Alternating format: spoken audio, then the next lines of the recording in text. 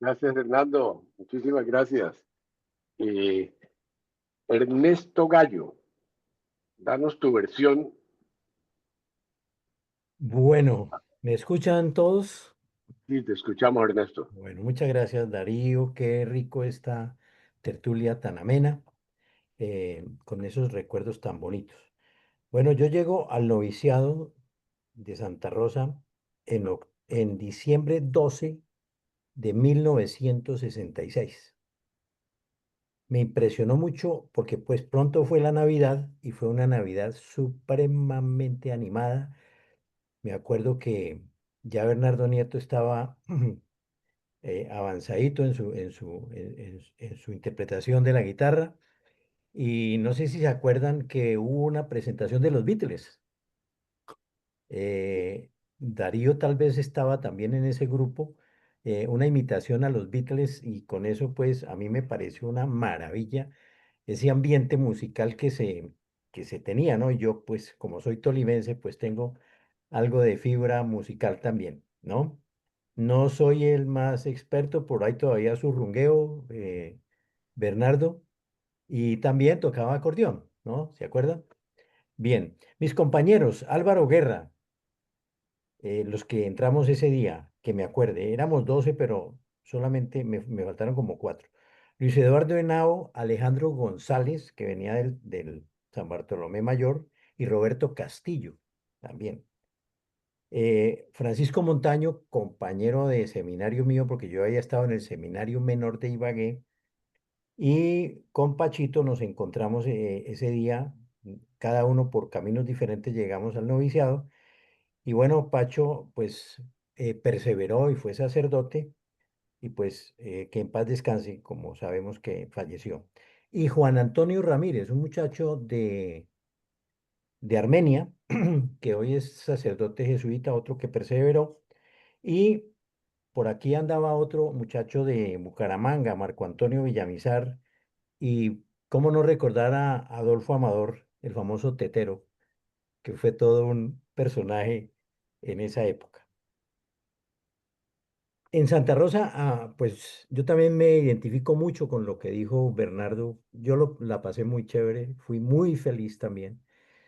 Y pues yo admiraba mucho, como todos nosotros, al padre Fernando Londoño, por su espiritualidad, también por esa pasión por la música que él tenía y además, acuérdense, esas misas solemnes en la capilla central cantadas por el padre Fernando Londoño, eso era un espectáculo, escuchar esas misas cantadas por él.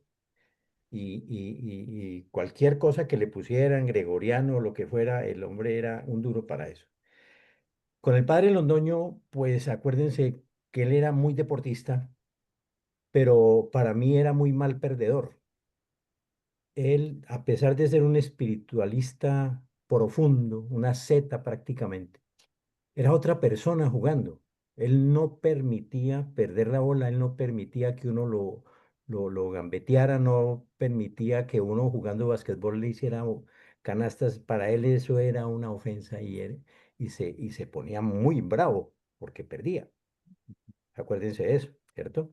¿Cómo no recordar los algos, por no decir meriendas, de la tarde con la cafetera esa y el pancito que nos repartían después de estudiar las constituciones con el padre Fernando que nos daba esas clases magistrales de las instituciones en los jardines y en los lugares aledaños a la casa?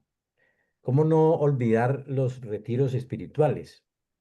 Y del padre Fernando, para terminar con la parte del padre Fernando, pues manejó muy bien mi salida, porque yo después del mes social que fue en Girardot, fue una experiencia bonita. Allá me mandaron con Álvaro Guerra y con Tetero.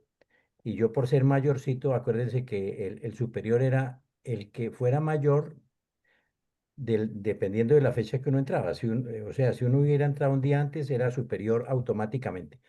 Pero éramos los tres, habíamos entrado el mismo día, pero yo tenía un poquito más de edad y por esa razón yo era el superior en ese grupito de tres que estábamos haciendo el mes social en Girardot. Ahí ya empecé a cuestionarme la vocación. Hasta ahí yo iba muy bien en mi vocación y toda la cosa. Bueno, Tengo un excelente recuerdo de Darío Gamboa, porque Darío nos enseñó a Adolfo Amador y a mí francés. No sé si te acuerdas, Darío. Nos dabas clases particulares de francés y la verdad, Darío me entregó a mí hablando francés prácticamente. El Congreso Eucarístico del año 68, todavía éramos novicios, o yo era novicio todavía, nos trajeron a Bogotá para acompañar el Congreso Eucarístico y acomodar gente y todas esas vainas. Y yo vi una pareja hablando francés. Y yo me les pegué que si necesitaban que los colocara, que los ubicara, les hablaba en francés y los llevé a un sitio privilegiado porque pues uno, pues por ser novicio y todo eso tenía pues un brazalete y tenía pues privilegios pues para... Entonces yo me quedé muy amigo del señor. Ya cuando lo acomodé y todo me dijo, bueno, pero yo soy colombiano. Yo juraba que era un tipo de Francia. Era un señor Ovidio Ungian, no sé si lo conocieron, que era un gran, digamos, literato y fue una persona que daba conferencias por televisión y todas esas cosas. Bueno, entonces, Darío, muchas gracias por el francés. Ahí lo voy a tratar de desempolvarlo porque seguramente que está muy empolvado. Pero bueno. Aprovecho por pasar la cuenta también. Obviamente, cuando yo llego al noviciado, Darío era el bedel, ¿no? Entonces era el bedel y entonces, claro, Darío y la vaina, bueno, listo. Después de que yo hago el mes de hospital como en septiembre de mi segundo año, o sea, en el año 1968, del año 68, ya mm, me estaba cuestionando yo seriamente mi vocación y entonces voy y le toco al padre Fernando. Le toqué, me abrió. Recuerden que había un avisito verde que decía entre. Sí, hasta que no apareciera ese avisito no podía uno entrar. Entonces entré y hablé con él y le dije que yo me iba a retirar del noviciado. Me dijo, pero ¿cómo si nosotros tenemos muchas esperanzas con usted y toda la cosa? Y la cuestión, le dije, padre, lo que pasa es que a raíz del mes social y del mes de hospital que me tocó en Bucaramanga, pues yo me he cuestionado mucho, yo me he enfrentado a la realidad, lo que es Dios, el mundo y mi propia realidad, y no encuentro una compatibilidad siendo yo jesuita. Yo creo que yo debo retirarme. Y me dijo, bueno, pero yo lo veo un poco ansioso. ¿Por qué no espera un mes y tome la decisión con más calma? Porque lo veo como aceleradito con este tema. Entonces, tómese un mes. Y listo, y dentro de un mes volvemos a hablar. Así fue, efectivamente, yo le agradecí muchísimo porque eso me atemperó, me ayudó a tomar como la decisión un poquito más, un poquito mejor. ¿Cómo no recordar los paseos a la nariz? ¿No? Uno era feliz llegando a esa piedra que había en la última y uno subirse ahí arriba y ese ventarrón tan tenaz. Eso era una felicidad muy berraca, como quien dice, uno se sentía dominando el mundo, ¿cierto? Los paseos por las montañas aledañas a la casa, ¿no? Asomándonos allá a Cementos Boyacá, hoy en día uno de mis mejores clientes, ¿ya? Entonces ver uno que está ahí, Belencito se veía desde el otro lado, al otro lado desde la montaña, entonces eso era una maravilla.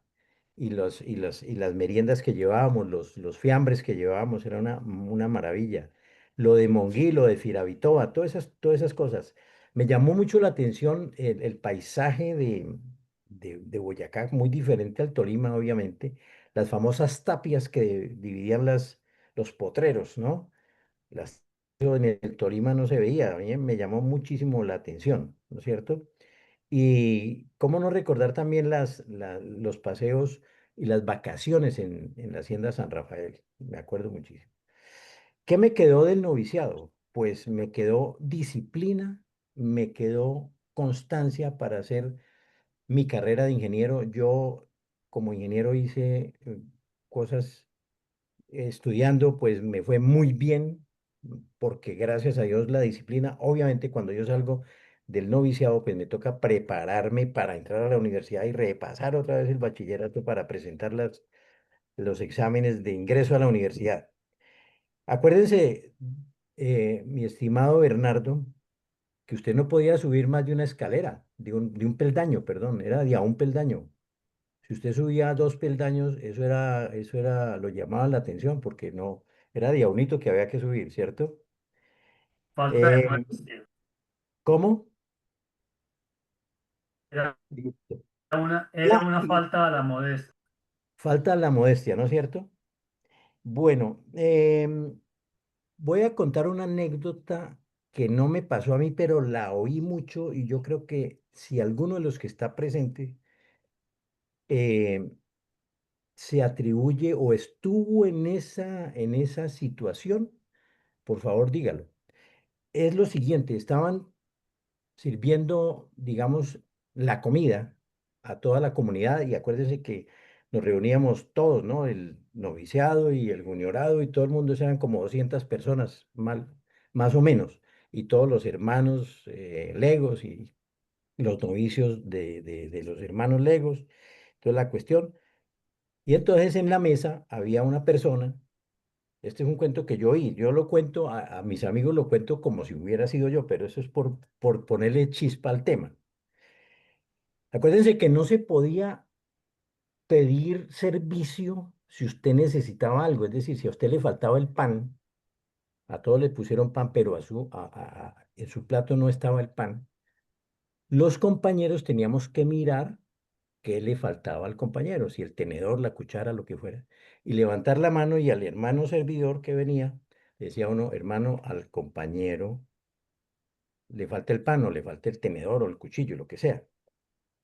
Entonces, a alguien le pasó lo siguiente, le sirven el seco y severa cucaracha en el seco. Y entonces el hombre miraba a los compañeros y nadie se mosqueaba a decirle, a pedir que le cambiaran el plato con severa cucaracha.